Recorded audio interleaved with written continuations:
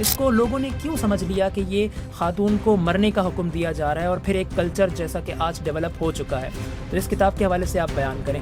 1987 का वाक़या, 18 साल की थी, उसका शौहर भी हमवरी था, वो मर जाता है और वो सती बन जाती है। अब यहाँ पे जो सती का मतलब है ना, वो क्या है? वफ़ादारी। अगर तुम्हारा शौहर मर गया और तुम्हारी अगर दूसरी शादी हो गई तो तुम वफ़ादार नहीं हो। तुम्हारे ऊपर दूसरे मर्द अपनी गंदी निगाहों से देख रहे हैं तो ये तुम वफ़ादार नहीं हो। वफ़ादारी यही है कि तुम्हें भी अपने शौहर के साथ मर जाना चाहिए।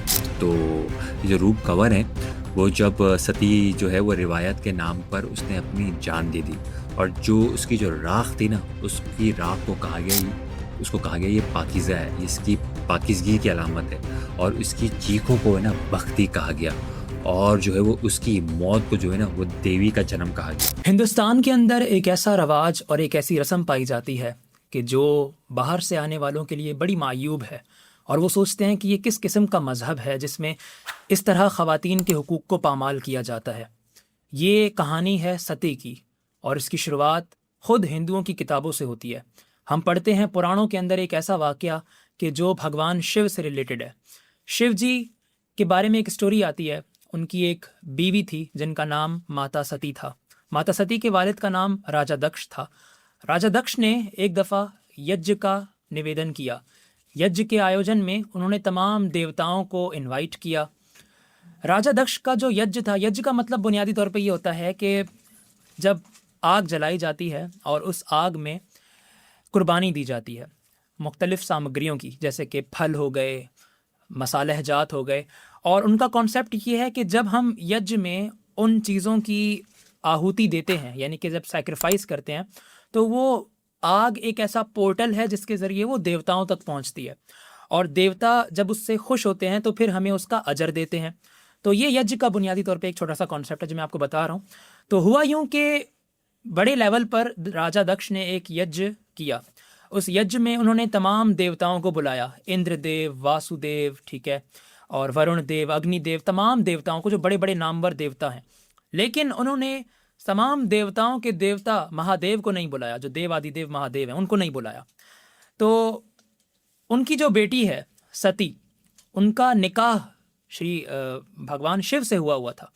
और एक बड़ी इंटरेस्टिंग बात है वो ये कि दक्ष शिव जी को पसंद नहीं करते थे, लेकिन जो उनकी बेटी थी माता सती, वो शिव जी को बहुत पसंद करती थी और शिव जी से बहुत मोहब्बत करती थी। अब जो ये इंसिडेंट हुआ जिसमें उन्होंने तमाम देवताओं को बुलाया लेकिन शिव जी को नहीं बुलाया, इस बात से सती माता को बहुत दुख हुआ और उन्होंने इस चीज़ को अपने पति का अपमान समझा कि मेरे पति की बहुत बड़ी इंसल्ट हुई है। तो शिव जी से पूछा कि क्या मैं अपने पिता के इस यज्ञ में जाऊं? तो शिव जी ने कहा कि तुम नहीं जाओ, जब उसने मुझे नहीं बुलाया तो तुम क्यों जाओ? तो उसने कहा कि मैं तो उसकी बेटी हूँ, मुझे बुलाने की या इनवाइट करने की कोई ज़रूरत नहीं है, मैं वैसे भी जा सकती हूँ। तो शिव जी ने कहा चलो तुम चली जाओ।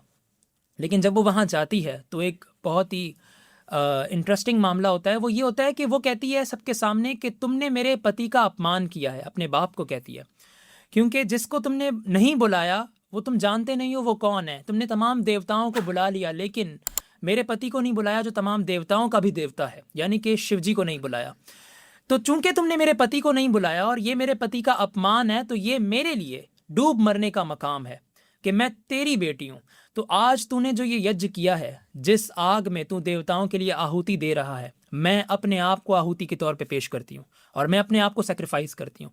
तो ये वो स्टोरी थी जो पुराणों के अंदर मौजूद थी, जिसके अंदर सती माता ने जो है वो अपने पति के इंसल्ट के तौर पे उसको कवर करने के लिए उन्होंने अपने आप को सेक्रीफाइस कर दिया था। ये कॉन्सेप्ट पुराणों में इस तरीके से मौजूद है कि ये महज एक स्टोरी के तौर पे बयान हुआ है।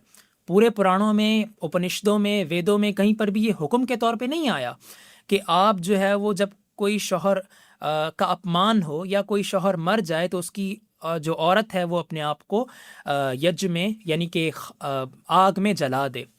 तो काजिम भाई, ये जो किताब है हमारे पास, इस किताब का नाम है डेथ बाय फायर, ठीक है, माला सेन के ज़रिए लिखी गई है। तो इस किताब में क्या बयान किया जाता है? जैसे कि हम देखते हैं कि हिंदुओं की किताबों में ऐसा कुछ नहीं है कि कोई हुक्म दिया जा रहा हो कि ख़ातून को मर्द के साथ मर जाना चाहिए जब उसका मर्द मर जाता है, बल्कि वो तो एक स्टोरी थी जो मैंने अभी आपको बयान की, उसका एक सिंबॉलिक सिग्निफिकेंस था जो कि डिग्निटी और ऑनर पर बुनियाद रखता था, इसको लोगों ने क्यों समझ लिया कि ये खातून को मरने का हुक्म दिया जा रहा है और फिर एक कल्चर जैसा कि आज डेवलप हो चुका है? तो इस किताब के हवाले से आप बयान करें। मैं इस किताब के हवाले पे ही रहता हूँ। वैसे तो बहुत सारी चीज़ें आप बहुत सारे सवालात कर लिए। तो ये किताब जो है वो इसमें सबसे पहले इब्तिदा में जो है ना एक कहानी बयान की गई। कहानी ये है कि रूप कुमार अब तो वो देवी हो गई है। तो रूप कुमार राजस्थान की एक लड़की थी। 1987 का वाक़या, 18 साल की थी। उसका शौहर भी हम उम्र ही था, वो मर जाता है और वो सती बन जाती। अब यहाँ पे जो सती का मतलब है ना वो क्या है? वफ़ादारी। अगर तुम्हारा शौहर मर गया और तुम्हारी अगर दूसरी शादी हो गई तो तुम वफ़ादार नहीं हो। तुम्हारे पर दूसरे मर्द अपनी गंदी निगाहों से देख रहे हैं तो ये तुम वफ़ादार नहीं हो। वफ़ादारी यही है कि तुम्हें भी अपने शौहर के साथ मर जाना चाहिए। तो ये जो रूप कंवर है वो जब सती जो है वो रिवायत के नाम पर उसने अपनी जान दे दी और जो उसकी जो राख थी ना उसकी राख को कहा गया, उसको कहा गया ये पाकीज़ा है, ये इसकी पाकीज़गी की अलामत है। और इसकी चीखों को है ना बख्ती कहा गया। और जो है वो उसकी मौत को जो है ना वो देवी का जन्म कहा गया। यानी अब जो है वो जो सती जो थी, जो सती बनी है वो अब देवी बन चुकी है, देवी माँ बन चुकी है, एक पाक माँ बन चुकी है। अब जो है वो उसके वालदैन को, उसके इलाके को, उसकी माँ को और उसके वालदैन को, उसके भाई बहन को अब सब के सब देवी का माँ का कहते हैं, देवी का बाप कहते हैं, देवी का इलाका कहते हैं। तो ये जो प्राउडनेस है ना, ये माइंडसेट वाला प्राउडनेस है कि हमारी बेटी अब देवी बन चुकी है और हम देवी का माँ है। तो ये जो माइंडसेट है ना, असल में उसको इंस्पायर किसने किया? इसी ने, इनके घर वालों ने किया, मोहल्ले वालों ने किया कि तू जो है तेरे पास मौका है देवी बनने का, तू आग में कूद जा। तो इसके ऊपर जो है ताकि तू जन्नत में चला जाए, इसके ऊपर बड़ा सा जोक मैं देख रहा था नेट के ऊपर। यार जन्नत में जाने के जो है ना, अगर जन्नत में जाने का इतना मुश्किल रास्ता आपने क्यों अपनाया?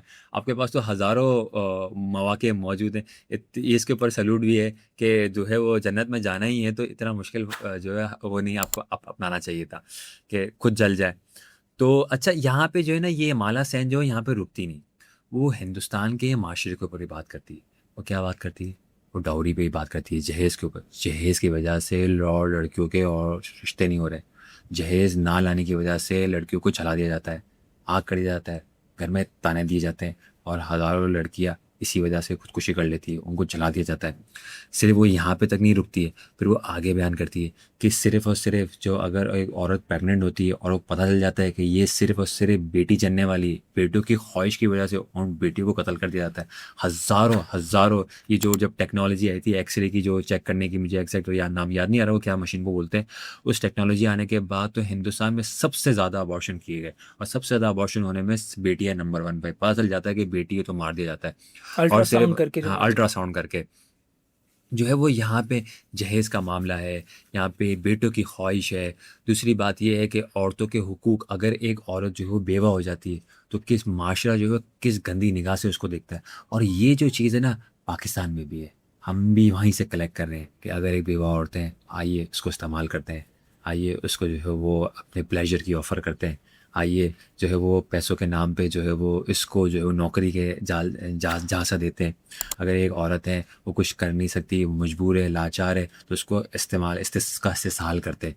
तो ये एक नवल सावी, एक जो एक रिपोर्टर राइटर है, माहिर नफ्सियात है, उसने किताब लिखी थी the woman at zero point. उसमें लिखती है कि जो प्रोस्टिट्यूट का जो प्रोफेशन है ना ये मर्दों ने खुद क्रिएट किया है अपनी अय्याशी के लिए। अच्छा। तो अय्याश मर्दों ने अय्याशी के लिए ये एक प्रोफेशन क्रिएट किया है, किसके लिए? औरतों के लिए, ताकि वो प्रोस्टिट्यूट बने। तो मेन चीज़ है औरतों के हुकूक के ऊपर ये बात करती है इसके अंदर। और हिंदुस्तान के जो मसाइल हैं जो आज भी मौजूद है, हिंदुस्तान इतनी ज़्यादा तरक्की कर रहा है और आज भी ये मसाइल मौजूद है और हमारे टीवी, फिल्म, मीडिया के अंदर और मोहल्ले, हर जगह के ऊपर ये मसाइल मौजूद है। इस मसाइल से निपटना कैसे है, और इसमें वो औरतों की भी ज़िक्र करती है कि वो एक बूढ़ी औरतें हैं, वो किस तरीके से खेलों में जाती है। उस पे फ़िल्म भी बनी है कि वो जो निशाना लेती है। फिर कुछ औरतें जो है वो इसमें बैंडेट क्वीन की बात करती है। बैंडेट क्वीन का नाम जो था मेरे ख्याल से फूलन देवी का वो जिक्र करती है, किस तरीके से जो है उसका इस्तेसाल किया गया। तो उसने दलितों के हुकूक के लिए आवाज़ उठाई और जो है वो सियासत में आई, और इस तरीके के औरतों का भी वो फिर जिक्र करती है कि औरतों को अपने हुकूक के लिए काम करना चाहिए। मुझे लग रहा है कि ना यहाँ पर शायद किसी औरत को होना चाहिए था कि जो है वो, ताकि पता चले, पता नहीं, अजीब सा लग रहा है मुझे नहीं, तो। लेकिन बहरहाल इससे एक पॉइंट ये भी जा रहा है ना कि मर्द हजरात जो है वो ख़वातीन के हुकूक पर बात कर रहे हैं, बात इससे कर रहे हैं। पॉजिटिव पॉइंट ये भी जा सकता है।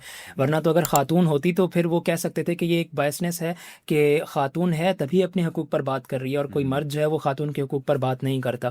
तो ये भी एक माइंड की क्लियरेंस होती है। क्लियरेंस होती है। वैसे तो इस किताब के अंदर बहुत बहुत कुछ है, तो मैं जो हूँ वो कोशिश करूँगा कि ये जो बयान करना था मुझे, जो एहतजाज करना था, वो मैंने कर दिया। अगर कुछ इसमें यह है कि जो बेवा ख़वातीन होती हैं उनसे तो हमारे माशरे में मर्द हजरात दोबारा निकाह करना भी पसंद नहीं करते।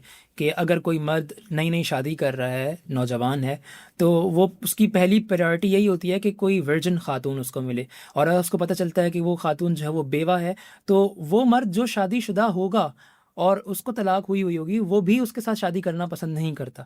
ये एक बहुत ही बुरा माइंडसेट है जिसकी वजह से जो है वो लोग पीछे हट रहे हैं। वरना हमारे इस्लाम में रसूलुल्लाह सल्लल्लाहु अलैहि वसल्लम ने जो है वो हमें तालीमात दी हैं, ख़ुद बेवा से शादी करके ये बताया कि ये मैटर नहीं करता इस्लाम में बुनियादी तौर पे। और एवोल्यूशनरी पर्सपेक्टिव के मुताबिक भी ये मैटर नहीं करता। हमारा दो मकसद हैं, एक ये कि नस्ल को आगे बढ़ाना, दूसरा ये कि मुआशरे को तरतीब देना, और वो दोनों काम इससे हो रहे हैं।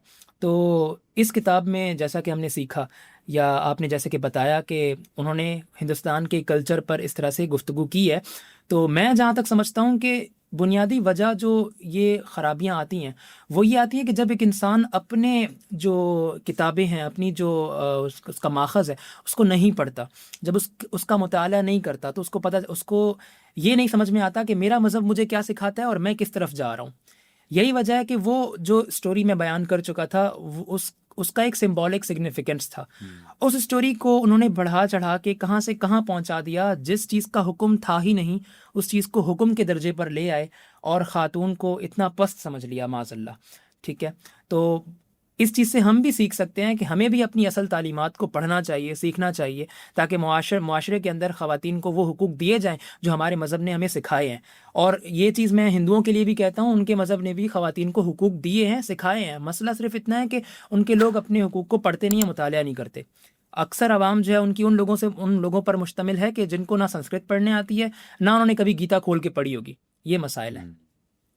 तो जनाब, ये किताब है डेथ बाय फायर। तो आपको भी हम रेकमेंड करेंगे कि आप इस किताब को पढ़ें और कल्चरल इन्फ्लुएंसेस को समझें कि एक माशरे के अंदर, एक सकाफ़त के अंदर जो रसूमात हैं वो किस तरह डेवलप होती हैं, और आगे जाकर वो किस तरीके से जेंडर के लिए नासूर बन जाती हैं। कि और फिर पैट्रियार्की का जो निज़ाम है उसके अंदर किस तरीके से ये चीज़ घर कर जाती है कि एक ख़ातून को जो है वो बिल्कुल ही किसी अहमियत के लायक नहीं समझा जाता। तो बस यही है। बाकी आप इस वीडियो को लाइक करें, शेयर करें और इस चैनल को सब्सक्राइब करें। चैनल का नाम है द क्रिसेंट पर्सपेक्टिव। जज़ाक